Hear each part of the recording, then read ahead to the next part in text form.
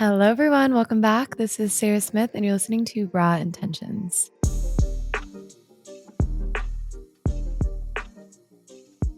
Guys, I'm obsessed with the sweater I'm wearing right now. I don't know if you can see this if you're not watching on YouTube, but it's so freaking cute.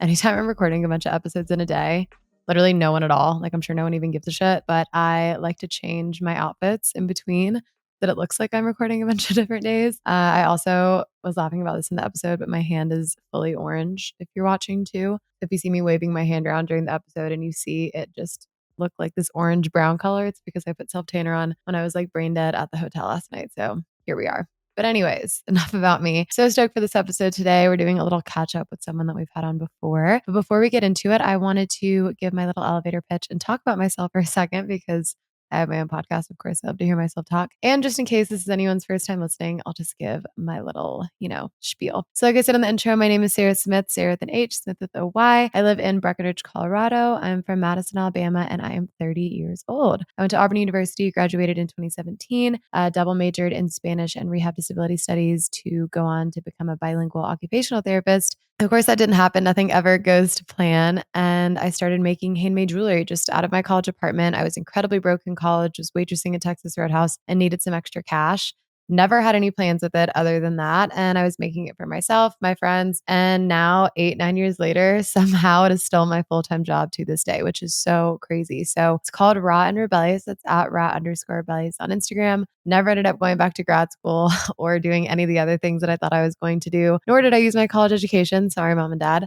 It was basically just a 4-year networking event. But yeah, we did handmade jewelry for like 6 years. And now we don't do that at all. We said, not a goodbye, just and I'll see you later for right now. We're doing apparel, we're doing hats, we're doing prints, shoes, meetups, events, pop-ups. We do international trips now, which is really cool. I do influencing through my personal account. I have a YouTube channel and now this podcast. So it's definitely taken a life of its own over the last 9 years. And it's definitely taken on a life of its own over the last 8-9 years. And I'm so thankful for that, seeing how it's grown thus far. I can't wait for the future. And I think the reason that we're still standing today is because of our amazing community. We've cultivated such an organic growth over time, and the support that we get from y'all is just unreal. And that's truly what led me to start this podcast. I mean, other than being obsessed with myself, I genuinely wanted to just create a lifeline between myself and our community to have really real, raw, and intentional, hence the name, hint, hint, conversations to talk about relatable things that I'm going through in life, as well as have amazing guests on to share their story. And that's definitely been my favorite part. I learn so much from every single person I have on. I get to strengthen and deepen my friendships that I already have. I get to make new friends, whether it's locally or via Zoom. And it's just been such a blast, almost 3 years now, which makes me even more excited to welcome this week's guest. This was an early guest that we had on probably in my first year of podcasting. It is Hannah Ruth. Hannah is a dear friend of mine who is also a fitness influencer. She has her own fitness company called Built to Burn, which is all about personal training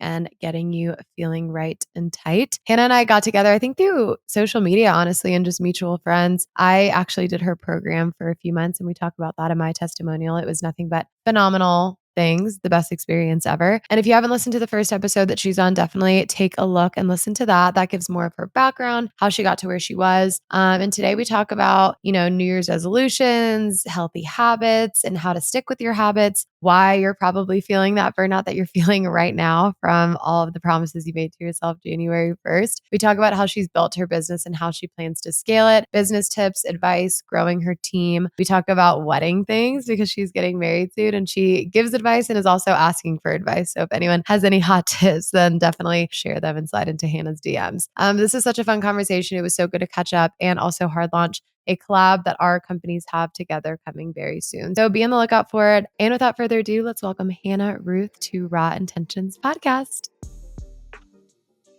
Well, I'm so stoked to be back chatting again and being on the podcast. I love doing these episodes where I've already had an episode with you before because it's almost like we get to do a little refresh and catch up, and so much has happened since we last talked. I mean, the last time I think we did our episode, I was recording out of my bedroom. Yes. And I think it was like summertime because you had a different background too. I can still picture it. It was like in the early days. So it's fun to get back together and catch up. But for anyone that hasn't listened to your first episode, which absolutely go back and check it out, I would love for you to just give a little intro, a little elevator pitch for anyone new. Well, I'm Hannah. I guess some people call me Coach Hannah, but I'm a fitness and nutrition coach, but also kind of like lifestyle fitness blogger. I just share all the things on social media and always have. But I own my own fitness and nutrition coaching business. It's called Built to Burn, which Sarah was just a part of. I love that. Mhm. But overall, just super passionate about health and fitness, helping others, just including like the mindset aspect and sustainability, and kind of just going against diet culture, and helping people fall in love with fitness and nutrition again. I love that, and I think something that you do so well, you take such a holistic approach and you're so open. Like, I remember, with us working together, which was so fun and was so obsessed with the program. I had my roommates doing the exercises with me and stuff, and Love and it. we all loved it as, from the beginning. Because we talked about this the last episode we did together. Like, I struggled with an eating disorder, years ago and did the whole fitness thing of tracked and done all that. And I was like, look, Hannah, like, I don't think I can do that for my mental health. Like, I can Mhm. prioritize different things, but I don't think I can like track my macros or like my calories, 'cause I think that won't work for me. And I was so appreciative of how understanding you were. And you were like, that's totally fine. Like, let's try to just prioritize more protein. And that gave me still something to work towards. And we did the, drinking lots of water and getting our steps in. And we also talked about what other goals I had. Like, were there any other habits that I wanted to instill that maybe had nothing to do with fitness? Like, for me, walking is more of a mental health thing. And I was like, okay, well, I've been really bad about getting out and just walking just for fun, just to like get outside and take a break from my workday. And you were like, okay, well, like, we're going to make that a part of your habit. So I think that was the first time and definitely the most positive experience I've had with doing any kind of program. Was it felt a lot less like obsessive, because I'm one that can get Mhm. a little obsessive, and I just like Mhm. so appreciated that. And I still felt like I was getting stronger. There were changes happening in my body, like improvements that I really liked, both aesthetically but especially like strength wise. Like, I was moving up in my weights and stuff. Mhm. So could not say enough good things about it. And I've turned so many people to your whole academy and your coaching style. But I would love for you to talk a little bit about that, because I think fitness can get a bad rap and it can be very intimidating for people. And I just love how accessible you make it. Yeah, I like that point. Like, I mean, I think it comes down to, right, it's not a one size fits all. And sometimes people look at programs and they're like, oh, it says you track macros, it says you follow workouts. Well, my life's really busy. I don't know if I can do that. Right. And so it's like reassuring people that, like, this is the program that you come into. And it's like, let's find something that's aligned with you and your lifestyle. And one thing I've been really reiterating is like the word alignment, right? For someone who's maybe like a night shift nurse is not going to have the same like workout schedule as someone who works from home, right? But, and then also tying in the nutrition aspect, tracking macros and tracking calories is not for everyone, right? And so it's just instilling different habits, daily habits that you can just like implement that are going to make you better every single day, rather than like, let's try to sprint to the finish line. You need to be doing XYZ. And then that can get overwhelming for people, right? It's like, I want to meet you where you're at and then just make small improvements so that a year from now you feel amazing, right? You're in a routine that's really aligned with you and your lifestyle. And it just like Mhm. feels good, feels seamless. Yeah, well, and it's coming back to that alignment, like living in alignment so it doesn't feel like this like huge pressure or something that you're having to, force yourself to do. And we're in February, so I'm sure you see some trickle off of like those January firsters, which I know in the fitness world is a really, really busy time. So what would you say for anyone listening, and maybe some like advice too on staying sustainable with those habits and those goals? Because I'm sure there are people listening that's like, "Oh shit, like I did say I was gonna go to the gym and I haven't been since like the end of January," you know? Right, right. I think it goes back to the word sustainability, right? Mhm. Because oftentimes, beginning of the year, people want to try things like 75 hard. I think we may have talked about this on our last podcast as Yeah. well. But it's like they go from 0 to 100, right? Like, oh, maybe they don't work out at all. And then they're like, I'm going to work out 6 days a week. And it's like, is that actually something that you can do? Right? Yeah. Because you have one off day and then it ruins the next 3 weeks for you, right? Yeah. So it's like, why don't we go from 0 to maybe like 2 to 3 workouts? And then over Mm. time, we can build up, but finding something again that's sustainable rather than like, oh, if you walk 5,000 steps, like, let's not set the expectation that you're going to hit 10,000 steps every single day for the next Mm. 60 days, right? So baby steps is key. But I know social media can be so overwhelming for people because it's like, you need to be getting 10,000 steps. You need to be drinking a gallon of water, right? And I think that can get really overwhelming for people, especially if like they feel like they might be failing, right? And then they're just like, throw in the towel. They're like, I'm over this. I can't do it. So I think finding habits that are like baby steps rather than like goals that maybe feel really big. Yeah, I like that. And, you touched on the 75 hard. There's like the dry Januaries, the whole 30s. You see a lot of that like on social media too. And I think that's one thing that I don't love about like I love New Year's resolutions. I love the feeling of a fresh start and a fresh week, fresh month, but it also puts that pressure on you, not only to like, you have to do all these things in order to be healthy and to be mindful, but also like, oh shit, it's January 1st. Like I need to become this like whole new person and all of these fitness challenges and things. And like there are ways to, get into it. I know you guys do a really great fitness challenge, but like the 75 hard of it all is like going from 0 to like 500. Like you're like, how am I expected to do this and make these changes? Yeah, and making it realistic. And I would say, like, some of your followers, even coming into the program, were like, I love how Sarah shared that, she is able to do all the things, right? She can still like ski, but also still exercise and focus on strength training and not like have to say no to vacations or travel, right? And I think Mm, that's, what kind of like recent clientele that we've been getting is like, they're like, I just want something that's like long term. Like, I'm not looking yeah. quick fix. And I'm like, amazing, because that means we're targeting the right people, right? Like, because I'm not a quick fix coach, right? I'm not like, Yeah. by summer, you're going to lose 20 pounds. Like, maybe, but like, I'm not going to immediately put you into a dieting phase if your body's not ready for it. But yeah, I love how even just you shared that you're implementing, exercise to prepare for ski season, right? And it was just a very sustainable approach. Well, and I feel like I remember last time us talking about this of like you actually turning people away sometimes, be like because you Mhm. have that like initial call, and if you feel like there's not alignment or like they have this unrealistic expectation that they're gonna lose 20 pounds in a month, you're like, actually, like I don't know if my program's for you then because that's not really possible. Right. Yeah. And I Would you think agree with that?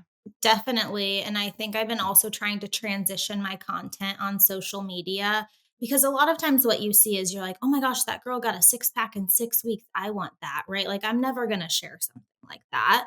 I share, like, realistic transformations of clients that, like, maybe have been with us for 2 years, and it took 2 years to lose the 40 pounds, but I think it all trickles back, like, if we're talking about the business aspect, it trickles back to, like, the content that you're putting out there, right? And then also, like, weeding out maybe people who aren't necessarily the best fit, and that's when we have, like, that consultation call. But also sending videos even prior to us getting on a call is like, here's what we stand for, here's what our program's all about. And usually people will maybe be like, oh, I don't know if I want to hop on this call, it's not the best fit for me. And I think it just ends up being like, okay, it wasn't. But then Yeah.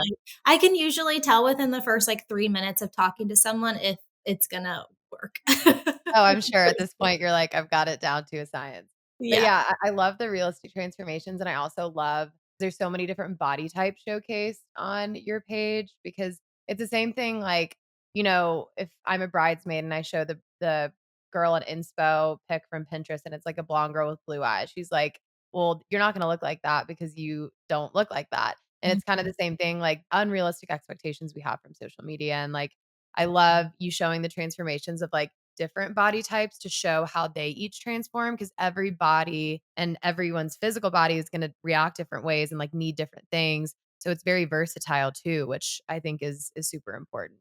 Definitely. Yeah. I think we attract like a lot of different clientele. Like, I don't have one specific person, but I also Mm. love that because it's very inclusive. And I think that our program, like, it can help a lot of people. It just might not be the best fit for someone if they're like looking for that next quick fix, I guess. Yeah, and you touched on, your content and how that's changed and you've had your platform for a really long time. And how long have you had your business for now? Business specifically, like Built to Burn, was Yeah, built to burn. 2019. Yeah. Okay. And then you've had your platform for how long? Oh gosh, I was sharing things in high school, so Yeah. back, like 15 years, I guess? Wow. And I'm sure, I mean, of course, you've changed so much since you've started and like how you live your life and the things that are important to you. But I'm sure also the way in which you share your journey and like the content that you share has changed. So, how do you feel like that's changed over the years? Yeah, content specifically, it's funny, I used to always share, like, everything I ate. It was like, "Here's my breakfast, here's my lunch, here's my Yeah. dinner." And I quickly was like, "Yeah, I don't really care about that anymore." And now I never even share really, like, full days of eating, but if I find, like, a tip that maybe will help someone, I'll share it. Like, yesterday, I shared, like, my crock pot recipe because I was like, So cute. "Have your freaking protein, people." But besides that, yeah, like social media used to be more so like sharing my meals, sharing what I was eating, and then kind of transition into like follow along with my workouts. Then I kind of tied the two together, but then of course transition into how I help people as well after I started my like personal training business. And what made you want to start the Built to Burn? Like, where did that shift happen? Did you see a need for it? Did you wanna fill a gap in a way that it didn't exist? Yeah, for sure. I think the gap that I wanted to fill was more so seeing like my in-person clients were paying a lot to see me, right? But I felt that their progress could have 100% been accelerated if they were focusing on the nutrition aspect, right? Focusing Mm. on like, what they were eating, but again, going back to daily habits, right? The daily habits of like walking outside, drinking some water, right?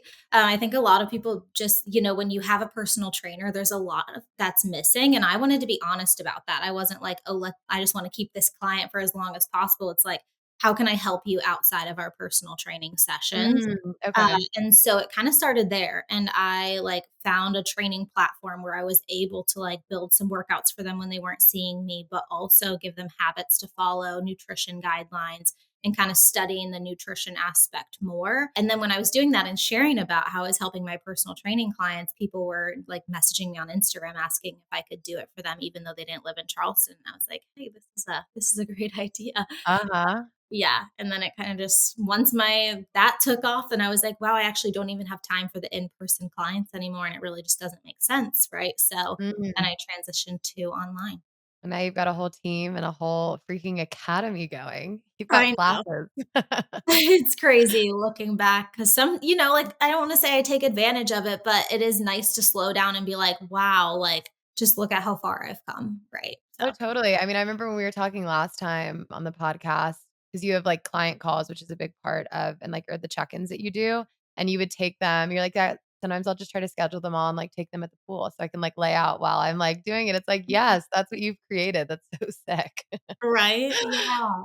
And being able Uh, to work from, like right, being able to work when I was in Jackson Hole, like, being able to work sure. there, right? Like, the beauty of that, but my clients are also so understanding. They're like, "Take the vacation, girl," and I'm like, "Well, I wanna make sure you're good."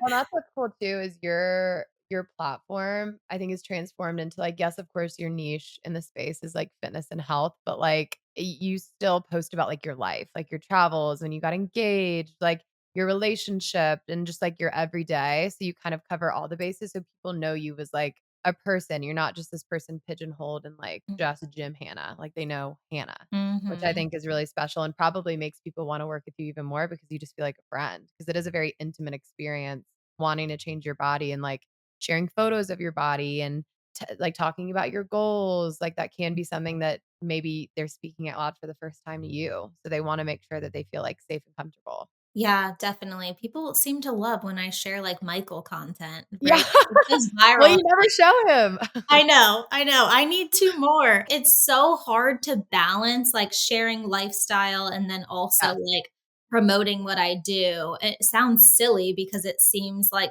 I probably could, record more, like, day in the life, but I also am like, "Okay, am I confusing my followers on, like, what I'm actually, like, offering here?" But I know, like, ideal clients and followers who want both, right? Like, again, they're more ideal. Yeah, so I also feel like though, I don't think it would confuse your followers. I think the thing to be careful with is making sure that it's okay with you. Like you don't want to be on 24/7 and like I've struggled with that if I'm like, "Oh, I want to do a day in the life," or I just started YouTube vlogging recently and I'm like, "Okay, I need Mhm. to set up some boundaries. I cannot record every single day. Like maybe I do a week in the life and it's really just like a Thursday through a Sunday so that I can take a freaking break." Yeah, it's Yeah, a lot of work. Social media, it's a lot, and there's been points where I get ahead, and then there's points where I'm like, "Oh my gosh, I need to post something, like, same. what can I throw out there?" But it's hard to take time, like, I guess, time away from it if, like, they have these expectations that you're constantly sharing, so I feel like my follower count kinda just, like, comes like, I gain some, I lose some, but the right people will stay, I guess. Oh, yeah. I mean, I think my follower count on Raw and Rebellious has been the same for, like, 3 years because I just gain and I lose, like, the same kind Yep. of amount, so it sticks, and I mean, there were years, especially at the beginning, I don't know if you were this way, where I was like, I just always wanted more followers. I'm like, "Okay, my goal this year is I'm gonna get, like, 20K more followers than I already have," and, like, I don't even think about that anymore. Like, that's such, like, a just a number to me, and I mean, it gives you some notoriety, when people follow you and they're like, "Oh, okay, cool, like, she has X amount of followers," but beyond that, it really means nothing. Yeah, it really doesn't. I mean, there are, coaches, fitness coaches that have the same amount of clients as I do, and their follower count is like 4,000, right? Totally. So it really just, for me to be successful with my business, it really has nothing to do with follower. Mm. Yeah. Are most of your clients so I guess because I know it used to be in person in Charleston, do you feel like now it's, like, just all over the map, or is there specific places you feel like you service the most? Yeah, I think it's all over. I mean, we still Mm. get a good amount from Charleston because I often tag my locations, but it's Mhm. funny, I, like, traveled to Spain and I met this client that we were, like, at the same bar and we just kinda got a conversation starting. She's like, "Oh, what do you do for work?" I showed her my Instagram and now she's a client of mine and she lives in No Barcelona. way. Yeah, so it's cool to travel and make connections, and then, like, those connections turn into clients that are, lifelong clients, so it's great, but, Yeah. that's crazy to me. That was a cool one. But then Yeah. besides that, yeah, just I think they're all over the place, so. And you touched on protein for a moment, just about the importance of prepping it, which I think is important for everything. Like when I'm trying to get in more in better habits with the gym, the night before I'll like set out my clothes if I know I want to wake up early and work out, like prepping things so that you're not as panicked in Mhm. the moment, I think really helps. And I would love for you to talk a little bit about nutrition because so many people are missing that piece when they're wanting to transform their body. Also, side note, I put self tanner on last night and my hand is orange. So if you're seeing me wave my hand around, that is what is going on. I promise I don't have a skin disease, but I just caught a glimpse of it and I was like, oh God.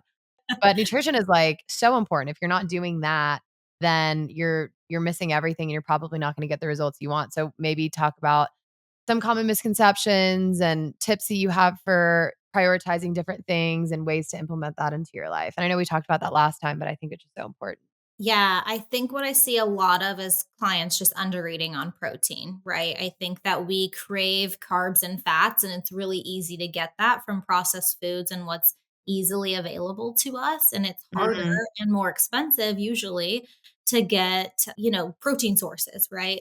And so I think what's readily available is carbs and fat and fast foods, right? Which are going to be filled with fat and carbs. But, protein intake is what I see the most of, like, clients are definitely under eating it, right? So I always Mm. share, like, if you can eat even, like, 0.8 grams of protein per pound of body weight, or just keep it easy and say, like, if you weigh 140 pounds, try to eat anywhere from, like, 120 to 140 grams of protein, and it's definitely a lot and an adjustment at first, but it's a great habit to build, and it's going to help you, like, stay full, right? It's going to help you build muscle, lose body fat, right? There's so many amazing benefits of eating more protein and then you tend to crave the carbs and the fats less, right? Mm. But a perspective, like, shift for some people. I was on the phone with a client and she's joined one-on-one coaching, but she was, like, 12 pounds down, and I was like, "What was the biggest change for you?" And she's like, "It's crazy that I'm doing, like, the same activity that I was doing before, but now I've really honed in on my nutrition and Mm. just the difference it makes," right? Because nutrition, unfortunately, is I key. know. Why does it have to matter so much? I know. Yeah.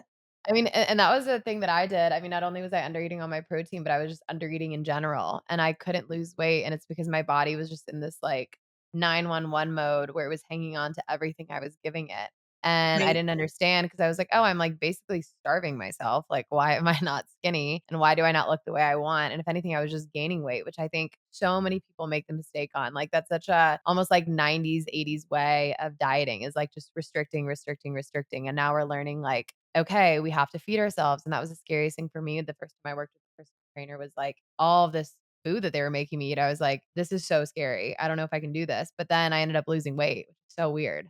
Right, right, it's Yeah. crazy, yeah. We really are putting our bodies under a lot of stress when you're under eating, and I think you can kinda get used to the stress that you're in, whether it's like, work stress or a life stress, but dieting stress even, like, it might be your new normal, and you don't realize, oh, I'm actually eating 1,200 calories a day. Like, that's Mhm. not good for me. Yeah. But it ties into energy levels, digestion, like quality of sleep. If all of that is like complete garbage, then it's going to tie into your fat loss and your weight loss progress as well. Is there anything like that, like maybe smaller things that people put on the back burner that you see when you are meeting clients? Like, it's like, "Oh, they just needed to get more sleep. Oh, they just needed to drink more water." Like, anything like that, that makes a huge difference? Yeah, I'd say that people should definitely start with the basics, right? Like, look at your daily habits. Like, how often are you going to bed without scrolling on your phone first, right? Like, how Mm. often are you getting out of bed and then immediately chugging coffee instead of having water or food? So, I think some like really basic things to focus on is just like slowing down a lot of times for people and just being really aware, right? Like, have that overall like self awareness of like, how are you going to bed and then how are you waking up, right? Like looking into routine, but quality of sleep, right? So like your bedtime routine is going to affect your quality of sleep, and quality of sleep is really important so your body can actually recover, right? But then also that energy is great the next day, because if energy suffering, chances are you're going to have all these cravings, going for the best Mm. snacks, drinking coffee all day, cortisol's elevated, right? It just like continues to spiral. Yeah. So focusing on getting great sleep, drinking your water, and I hate to just like rattle off all of these things, but I think No. like look at routine and look at daily habits and start there rather than like what can I do more of and how like should I eat less food, right? But starting with habits. I like that. I don't think that that's rattling off too much at all. I think if anything, so often you are bombarded with like, okay, I have to buy this thing, I have to do this thing, I have to get this gym membership, which of course all of those things will help you. But if you are listening to this and you feel lost, or you're like, I just don't feel like myself in my own skin, or I want to be more confident, or I'm kind of losing my steam from those New Year's resolutions, is just look at the way that your life already exists. Cause there's so many easy ways or simple ways to like habit stack and just slightly change things you're already doing. I mean, for me, so much of that was stemmed from the phone, like the doom scrolling in the morning, doom scrolling at night, rather than like reading before bed and getting a good night's sleep or starting my day with that like raised cortisol. And something that really helped me, for anyone listening, is plugging my phone outside of my room and getting a hatch alarm. Like, and they Mhm. have like dupes of that too, because I know it's really expensive. And what that does, it like slowly brightens the room. You can listen to brown noise, rain sounds, whatever you want on it. Cause that was my like, oh, I have to have my phone in my room because it has my alarm and like my Yeah. brown noise. And I sleep with it outside of my room. So then I plug it in at like 8 o'clock, and then I'm not like checking it, because for me to be like, oh, like, should I see what's on TikTok? I'd have to get up out of bed, go to the desk in the other room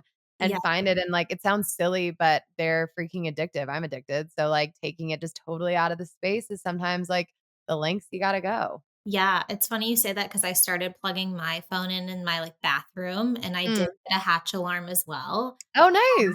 It's totally worth the investment. I love it. Hasn't it like changed your life? It's changed like my life. I used to wake up with my alarm, like, in full panic mode, and now I Yeah. kinda feel like I'm just naturally You're like this. rising. Yeah. Ah, the Exactly. sun. It's like this like meditative flute that wakes me up every morning. And it's Exactly. like da da da, and it like slowly, gradually comes up, and the room slowly brightens. It was expensive, which I get, but like you're gonna use it every single day. The cost per use is like less than $1 a day, I promise. Right. Right. I know, mine's birds chirping in the morning, and Oh, I'm I love that. exactly. You're like Snow White. Yeah. La, la, la, la. Literally. That's me. I was just talking to someone else too, and they were telling me about this app, which I wanna look up, called Opal. Have you heard of that? No. It's like, 'cause you know how on your phone you can limit your screen time for certain apps, and it'll say like your time has run out, and then you just press ignore, and then that's what I do, and I'm like, I don't even notice that that happens. This app called Opal, and you can decide like the severity of the limitations. You can say like, okay, from, say you have a 9 to 5, from 9 to 5, other than like maybe 12 o'clock when I go to lunch for like a 30-minute break, if I try to open one of these apps, it does not allow me to open the app. Like it's like, nope, you can't do it. And you can decide like it could be like low security where like you can kind of still get into it, or it could be high security where there's like nothing you can do, nothing you can say, like you cannot get into this app no matter what. Wow. And when you download it, it tells you based on your screen time in the past, it tells you your projected screen time for the rest of your life. And she was saying, which is so terrifying. I like am so scared to see mine, that projected screen time would be 44 years of her life on apps and, like, on her phone, Wow, which that's is crazy. so scary. She's like, "It's like it gives me anxiety just to think about," and she's only had it for a few weeks, but she's like, "Totally changed my life." Like, I don't get on the apps anymore, and then from, like, 7:45 PM to, like, 7:45 AM in the morning, it locks me out too, so I can't doom scroll anymore, and I wanna try that for stuff during the day so that I can limit my time, and I'm sure you experience this, but having a job on social media, you sign on to go post a story, and then I just forget that I was posting a story, and all of a sudden I'm watching reels for 30 minutes. Right. Yeah. I'm like, I'm like, "Whoa, how was I so easily distracted?" yes, like, it's Not good. scaring my monkey brain. So that's something that I'm gonna try, but do you feel like you have any, like, boundaries or things set up for, like, always posting content, or do you, like, batch record and edit and, like, have it all kind of prepared? I try, that's one thing that I'm, like, really working on is trying Mm, to especially if there's a day where I feel extra confident talking on yeah, my story, I'll try to record a few things and, like, save it to drafts, because sure. there are definitely weeks where I'm like, "Wow, I do not want to be seen," right? And that Mhm, that comes and goes with my, like, hormones, like, my cycle for sure. same. But, yeah, I definitely need to be better about, like, batching content. I feel like I could maybe, like, calendar block sometimes, but usually it's kind of like, "Oh, when I have a 30-minute break, I'm gonna pop on my story, show up, maybe post a reel," type of thing. I have the same thing, and I swear it has to do with my cycle. I need to, like, pay attention to that more. Like, there's sometimes when I am like, I just do not wanna be seen on social media, like, I don't wanna be on my stories, and I'll also time that with, like, I only wash my hair, like, I don't know, once or twice a week, and I'm Mhm. usually all gross. Like, if I have like, "Oh, I have self-tanner on today," like, I'll take that bikini video that I've been needing to record in my hot tub or whatever it is. Yeah, Like, I'll really plan it out because, yeah, you don't always wanna show up. Sometimes you're like, "I just wanna be ugly and lay in bed." exactly, exactly. Honestly. Yeah, totally resonate with that. So how has the business side of everything been? Because since we've talked, I feel like you've added a ton to your team. You've got different facets of Built to Burn now. Yeah, business has been amazing. I actually invested in another mentor. I very much love a challenge. I guess I just love feeling like I have a to-do list or something, and with a Mm, mentor, right, like that's just it's a source of accountability, similar to having a fitness coach, right? Like you have accountability, you have your structure, you have your tasks. And there's just so many things that you can learn, and I love learning, and I mm. hate feeling like I'm getting comfortable or complacent, right? And so I did hire another mentor in November, and it's going so well so far. And I definitely like also being in a space or like even group messages with other coaches doing the same thing, right? Like we're all there to create impact, but also to grow, create generational wealth, right? And so for me, it's helped tremendously having that coach and having that mentor. I love that. Is mentorship something that you've done, like, since the start? Yeah, yeah. As of I've had like 4 mentors, which is funny Okay. because I've only had my business, right, for 5 years. Yeah. But I'm always like, "Oh, this is interesting. I would love to learn from this person and just hear a different perspective," right? I think there's so much that you can learn from other people, and yeah, that's helped me tremendously. How do you go about reaching out? Like, if you do want a mentor for anyone listening, and do you feel like mentors are valuable for any business or, like, anything you're trying to learn? I'd say for sure. I'd say definitely find a mentor that's in your space. For Mhm. me, I'm working with Kendall Strample. Her business is WWBA, but I worked with her actually in 2019 when I very first started. And I've just been Oh, following her and seeing her growth and like businesses she's grown. And I'm like, wow, like I'm just feeling very inspired. And so we've been kind of chatting back and forth. She's been checking in on me, seeing how I'm doing. But I was like, all right, I need to join your mentorship again. I miss you. And so yeah. now working with her, it's also really inspiring to work under a woman that is just so driven, right? You kind of strive to be like that. And she just sets a really great example. I like that. Is there anything with, because I feel like fitness came more naturally for you at the beginning, like, moving into this more, like, business side of things, have there been any, like, challenges or resistance shown that you've really had to work through? I guess more so leadership, right? I think Okay. for me, like I want to be a really good leader, but it's hard for me oftentimes to like stand my ground. I don't know. I think it's just something that I've been always We working talked about that through. last time, I remember. Yes.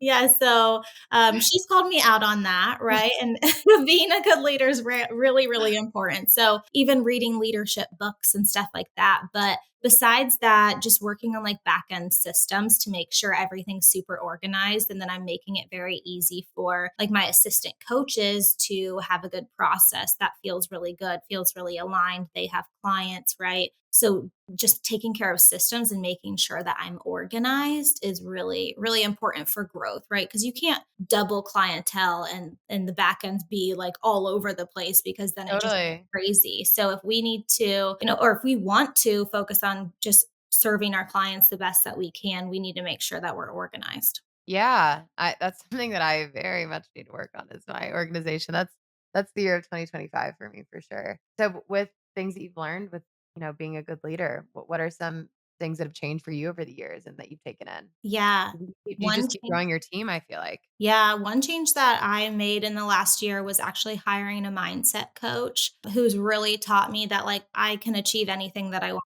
to achieve. It really just comes down to if I actually believe in myself. I think that we are like we limit, right? We limit ourselves every single day because we don't think that we can actually achieve, X, Y, and Z. And so journaling is something that I've done, reading more books, talking with my mentor. Her name's Jody. She's insanely amazing. But really, she's just helped me understand that I'm fully capable of achieving my dreams. I just have to believe in myself and believe that I can do it. But I think Mm. that's the biggest thing for me because it's like I know that aligned clients are just going to run to me daily, right? But I have to believe in it. And if I don't, and I'm always focusing on say the negative, right? It's your life's going to continue to be in the negative. So really for me it's just like having positive thoughts, believing in myself, building my confidence. That's been a big change for me. No, that's so true, and I think when you have that resounding confidence from within, you get less affected by, like, the comparison game and by seeing other people in the same space, like and you feel like they're growing and you're not,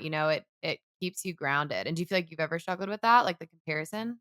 Oh, for sure. Imposter Yeah. syndrome, for sure. Seeing other Mm, coaches who are, maybe welcoming tons of clients, and it's like, oh my gosh, what are they doing that I'm not doing? And then you start to focus and trying to figure out what they're doing instead of focusing on what you can change and what you can mm, fix, or even what you can focus on more. Like what is working for you. And then like let's focus on that, continue to grow that rather than trying to find 10 other things that are mm. going to focus on that are just going to distract you from what's actually working. Yeah, yeah, and, like, staying in your lane in a sense, like, not trying to be everything for everyone and just doing what you know that you're good at, I think is so important too, because if you try to and that goes with any business, if you try to carbon copy something that someone else is doing, it's probably not gonna work because you are not that person.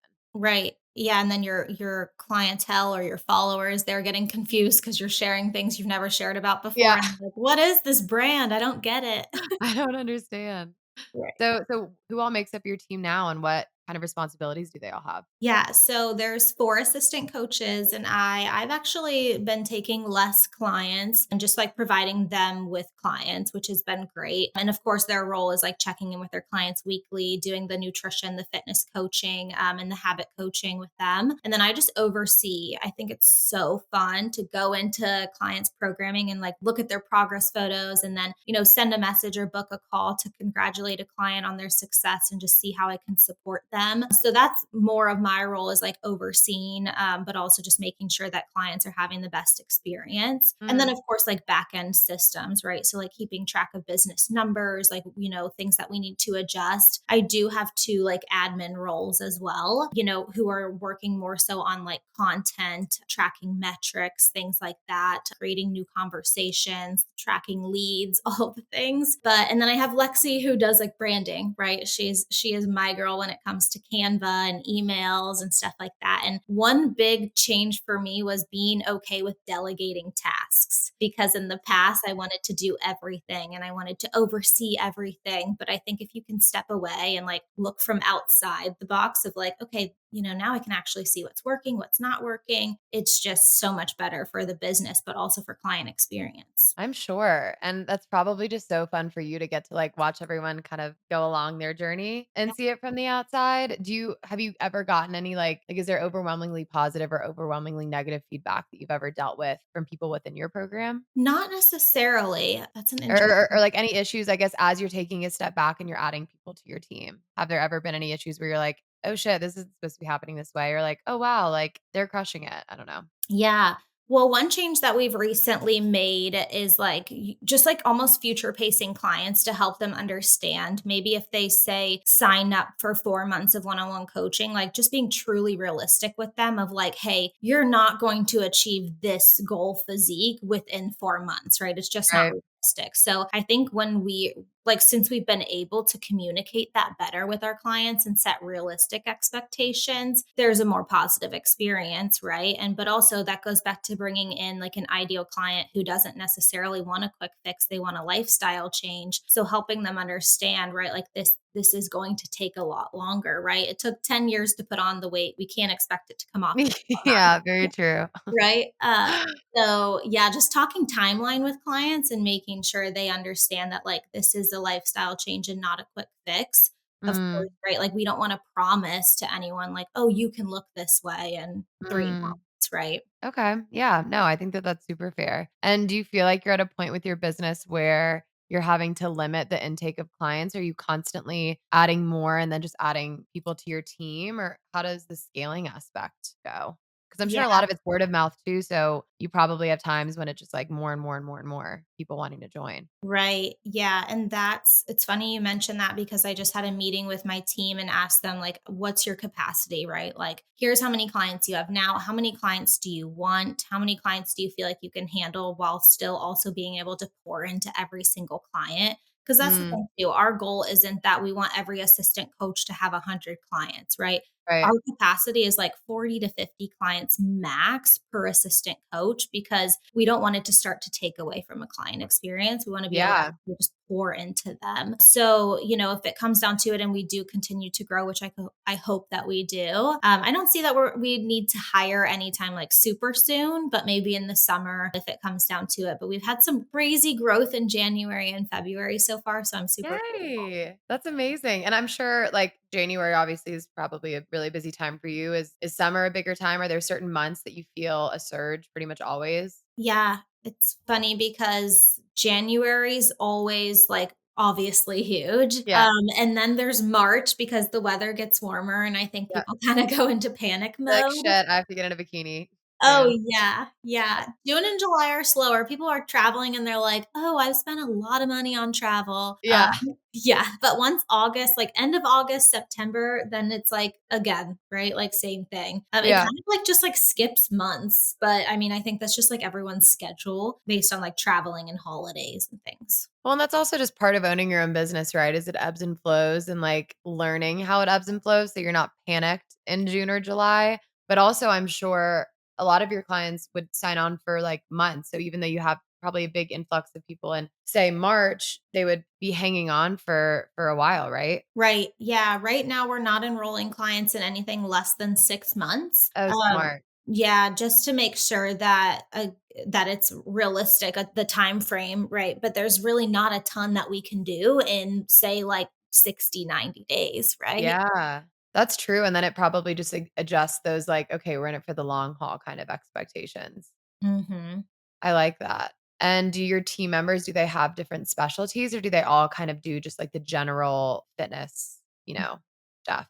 Yeah. Each coach is so different, right? Like personality, but also Yeah. like their coaching style. And I can usually tell within the first few minutes of talking to a client who I'm going to place them with, like based Mm, on vibe, based on energy, what I feel like they need, even, but kind of just, specifics to like coaches, right? We have a coach that was a college athlete. We have a coach that like her husband is a bodybuilder and she's got like fallen in love with fitness and just like kind of dove into it that way. But yeah, just like different styles of coaching for sure and different specialties, but nothing specific that like, because I'd say all clients could technically work with every coach because I do yeah. look for specific things in people that I hire, making Mm, sure, of course, that they're a great coach. yeah. But yeah. How did you find each of these women? Was it through like mutual friends or just through the fitness community or Yeah, all through social media. So every well, time that I needed a coach, I was always posting an application. And then I pretty much like go through the application and find who it would be the best fit. and social media, I'm sure that's a huge part of your business. Oh, yeah. Do you see like are there like certain videos that go viral or things that happen where like you see a huge response from and like business boosts? Yeah. I think, I mean, it's hard because a lot of the stuff that doesn't go viral is educational, Yeah. right? And, like, so I'm like, I try to put a little bit out there of like a talking reel about my transformation, but then also something funny that's maybe, a viral sound about like meal Totally. prep. That was one of mine that went viral recently. But yeah, it's hard because I try to do both because I'm like, I still want to educate you guys. Like, you guys, you need this info too, even though this is also like funny and maybe gives me followers. It's not necessarily speaking to who I want it to speak to. Yeah. No, that's fair. You are really good though at doing those like funny viral or like the trending audios and stuff. Yeah. I feel like you always have a fun take with it. I've seen a couple of those and Yeah. they're always great. And you've been traveling quite a bit. I feel like, pretty busy and you got engaged in the last, was it like 6 months? You Yeah, were yeah, in he Italy? proposed in Italy actually in October, Yeah. so yeah, weddings coming around. Wedding planning has been very eye-opening in many ways. I'm sure all my friends that have gotten married, I mean, everyone has a different story, of course, but so many of my friends are like, just elope, just don't even do it. It was like the hardest thing I've ever done. And I'm like, totally. Right. I wanna put this advice out there because I never Please. heard it, and that is if you're in a serious relationship and you think the ring is coming, start wedding planning, right? Yeah. Like, no one starts wedding planning until the ring comes, and then you're in a rush, and Michael and I have been together for almost 9 years. I'm like, "I could have planned this 4 years ago. Like, what was I doing?" And it I would already be literally ready and you could have just done it like gradually. Right, no one told me that though, and so if I would've like, why didn't that click even, right? So That now is it's so like, funny. yeah, so now I'm planning like, the wedding's already only 8 months away. I don't have my dress yet. It's it's a lot. Were you surprised when you got engaged? I mean, I know you guys have been together for a while, but did you know it was coming? I knew it was coming. I didn't know it was coming at that moment. I really didn't think that he would propose on this trip because the trip was actually his birthday trip, but he kinda, like, Uh, reverse surprised me because I surprised him with this trip, and then he was probably like, "We're going to Italy, I'm bringing the ring," and proposed yeah, you probably there. already had it. Yeah. Yeah, yeah. Was he like I always love hearing these stories of, like, getting engaged. Was he, like, acting weird the day of? Like, were there any signs if you look back on it? Yes, I don't know why I didn't pick up on it, but all day I kept asking him what's wrong. He was so quiet. He was really like trying to like, I don't know how to explain this, but like when I was getting ready, he was like, "You should wear this." And I'm like, "You never tell me what to wear." You're like, What "Shut is up." it? Yeah, I'm like, "I don't wanna wear that," like, giving him the attitude. But I actually did end up wearing what he was telling me to wear, which was, like, this black dress. I'm like, "Aren't we going to a park? I'm not wearing a black dress and heels." And he's like, "Please wear it." And we were in Italy and staying with our, like, friend who's actually Italian and lives there and his mom, and they were like, "We love the dress. Like, you have to wear the dress." I'm like, "You guys are acting so weird." And then driving there, like he was very fidgety. And then at the time of, before he proposed, he was like awkwardly grabbing my purse, so I wasn't holding on to things, like digging in his pocket. He was not very subtle about it. I mean, I can imagine though, like, you gotta give guys credit, like, how nerve-wracking that would be, and, like, going on the trip, like, I'd probably be acting like a freak for, like, a week. Like, Oh I don't think I could handle it. yeah, he proposed on I think day two that we were there. So he was probably like, "Let me get this out of the way, or this Yeah. trip's gonna be a nightmare." Let me get this over with. Yeah, yeah. Oh, that's It so exciting. Do you want are you gonna have, like, a big wedding, small wedding? What's your dream? Dream is around like 50-ish people, 50 to 60 people, so on the smaller side, but we are doing a destination. We're getting married in Mexico, so very excited Fun. about Where in that. Mexico? In Cabo. Oh, cool. Yeah, yeah, so all the wedding planning, which planning a destination is a lot, but I Yeah. did hire a planner because I was like, "I can't do this on top of running a business." It's just not. Totally. I would be the same. Last year, the year before, I went to a wedding in Italy and it was 50 or 60 people. By far, one of the best weddings I've ever been to. Like, Yeah, small weddings are where it's at if you can get the number down because it's so much more intimate. And it was just the bridal party and the groom's party and then family and not yeah, even like whole families, like just like small. And it was nice because I feel like the bridesmaids got to know like my friend's husband's friends so well because it was just us and we all like hung out every night and you're all at this destination and like Como. So like we all went to the same bars every night and just like did everything together. And that like, yeah, always gonna be one of my favorite things. And the bride and groom had so much fun because they weren't like making small talk the whole time with people. They were just like vibing and hanging out. Right. I definitely get anxiety even around like birthday parties that I've had in the past, feeling or like hosting people, feeling like I have to kind of chat with every single person. And that was just Mhm. something that I didn't want at my wedding, right? Just like feeling distracted, or even like Michael and I splitting up. I actually saw a TikTok and this girl was like, if I could give you advice on your wedding, it'd be like to do everything with your husband rather than Mhm. splitting up to talk with people. But I can see if you have a ton of people, then you're constantly splitting up and you're not actually spending the moment of like your wedding night together, which I thought was really, Wow. yeah. Yeah, no, because I mean, I've had a lot of friends do that. They just kinda have to, like, divide and conquer because there's, like, 300 people there, and you're like, "I don't even know how I'm gonna get to all these people," Right. Yeah. which is crazy. Well, that's I so exciting. Congratulations. thank you. Yeah, I'm very excited. I knew if we did a Charleston wedding though, it'd be too many people. So I was like, Yeah. let's just go celebrate in Mexico. Why not? Where are you guys going on your honeymoon? We don't know yet. I am kinda leaning towards Greece. I wanna, Mm. like, travel abroad, so that's what we're leaning towards, but we're not gonna do it back to back, especially, like, going to Cabo, right? It's practically a honeymoon in itself, right? Totally.